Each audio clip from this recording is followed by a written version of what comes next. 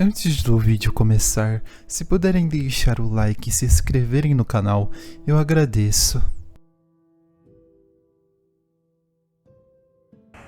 Escolhi o prédio mais alto da cidade, onde teria certeza que, depois que eu subisse na parte cortando os céus, ninguém me impediria. Um homem bem vestido, em locais de negócio, seria apenas mais um funcionário passando despercebido. Ninguém se preocupou quando eu entrei pela porta da frente. Procurei o elevador e subi com os outros. Nem sequer olharam dentro dos meus olhos e perceberam o quanto eu estava desconcertado. Saí logo em seguida. Entrei no escritório acima dos outros. Coloquei na porta, em minhas costas, uma cadeira, impossibilitando que alguém entrasse facilmente, e abri a janela. Foi quando me aproximei da sacada e o vento tentou me empurrar para dentro, tão forte quanto uma tempestade, mas eu estava vazio por muito tempo. Examinei as movimentações embaixo e todos pareciam formigas. Estavam sendo tudo mais fácil do que imaginei.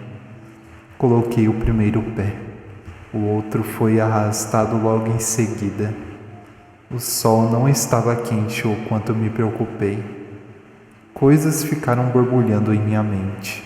Então ouvi uma voz dentro da sala. Não se movimente mais. Eu sei que você é uma boa pessoa e não precisa fazer isso. Por favor, me ouça. Tentei olhar e não tinha ninguém próximo, mas a voz estava ali e me deixou um pouco aflito. Não queria que tudo acabasse como um louco, pois sei muito bem o que estava fazendo. Eu não preciso, por que não? Quem é você? E pare de se esconder. Coloquei o segundo pé para dentro do escritório, quando o vento ficou um pouco mais forte e uma aglomeração de formigas estava apontando para cima, e pude prestar atenção em um turbilhão de vozes se espalhando lá embaixo. Tinha certeza de que não havia ninguém no momento em que tranquei a porta. Porém, apareceu um homem bem vestido, certamente responsável por esse prédio. Um sujeito com os olhos frios, expressando calma e paciência. Não era a primeira vez que estava lidando com situações ao extremo. Sua preocupação diante da situação era bem clara. Levantou suas mãos e parecia controlar os meus nervos da forma que tentava amenizar o que eu estava passando. Em contrapartida, aquele timbre ficava estremecendo e comunicando-se como se fosse um megafone baixo. Não consigo ver pessoas tristes fazendo besteira, disse ele, com tanta aflição e desgosto no seu rosto, que me deixou um pouco comovido. Coloquei outro pé para dentro, mas quando ele percebeu que eu estava distante, novamente voltei para a sacada, e ele parou de caminhar em minha direção. A forma lenta e calculista interrompeu a maneira que estava rastejando seu corpo em minha direção. Quando voltei para a janela, já não estava mais soprando, e carros de polícia estavam na calçada.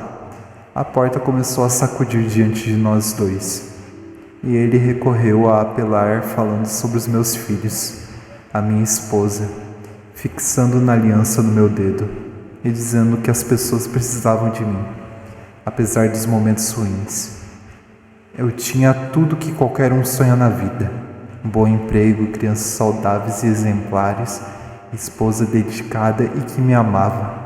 Observando suas palavras, me senti péssimo, como se eu nunca estivesse valorizando tudo que eu tive na vida, que foi suficiente, apenas reclamando. Sei que nem sempre conselhos conseguem preencher o vazio que alguém tem dentro da alma. Há algo absorvendo tudo de bom. E, dessa vez, o homem estava no meio, bem mais próximo do que antes, da sua forma invasiva de rastejar, com as órbitas oculares quase lacrimejando em desespero, dizendo que já viu todo tipo de coisa ruim e não poderia deixar uma pessoa boa fazendo uma desgraça dessa. A maneira que dizia parecia me conhecer talvez melhor do que eu mesmo. Apesar dos esforços desse cara, eu estava pronto. Foi muito bom criar esperanças. Ouvi palavras de alguém que se importou com os meus sentimentos e tentou saber o que eu estava passando e o que me atormentando no momento. Quando percebeu que quase o meu corpo todo estava para fora do escritório, expôs que provaria.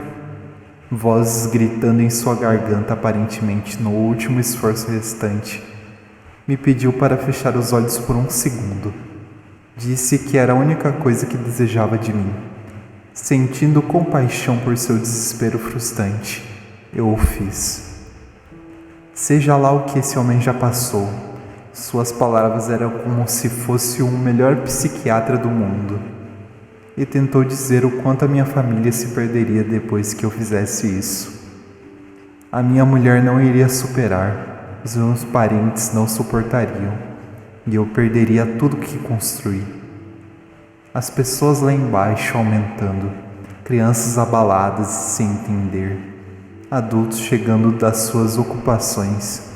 Seria um trauma ver um corpo destruído na calçada. Pode criar no escuro da mente coisas pavorosas que minha escolha errada causaria na vida dos outros. Um terror chocante e verdadeiro. A cadeira eu já não estava mais suportando as investidas do outro lado. E antes que a porta fosse arrebentada por outras pessoas preocupadas comigo, aquele homem me salvou. Eu pude enxergar com mais atenção na minha frente todos os dias que minha companheira me recebeu com um sorriso e dizendo que me ama. Os meus filhos, Naomi e Akemi, me chamando de paizão e falando o quanto eu sou importante. Até os meus parentes sempre me recebendo bem apesar dos meus problemas emocionais. Não faz sentido destruir a vida deles. E ele, batendo a palma e dizendo o quanto eu fui bem, continuava atrás de mim, percebendo o quanto eu estava me afastando da janela. Por que isso se nem tenho inimigos? Não tinha nada para reclamar. Sabia que poderia conseguir um tratamento. Finalmente estava fora da janela, e a única coisa que eu poderia fazer era agradecer porque o terror, onde não existe, foi criado apenas por minha mente burra. Nunca me senti tão bem comigo mesmo. Virei minhas costas, respirando fundo e confiante. A primeira vez na vida que realmente estava feliz e aliviado para agradecer o esforço que alguém fez e tentou me ver bem, lutando ferozmente cada segundo. Um homem que em menos de segundos estava próximo do meu rosto. Agora animado, enxergando em minha direção e empurrando-me com sua mão. Segundos antes que eu ficasse distante o suficiente, assobiou essas palavras, o meu rosto vendo a sacada ficando mais distante e os barulhos embaixo gritando em sincronia mais próximos. Não tem graça quando vocês estão tristes.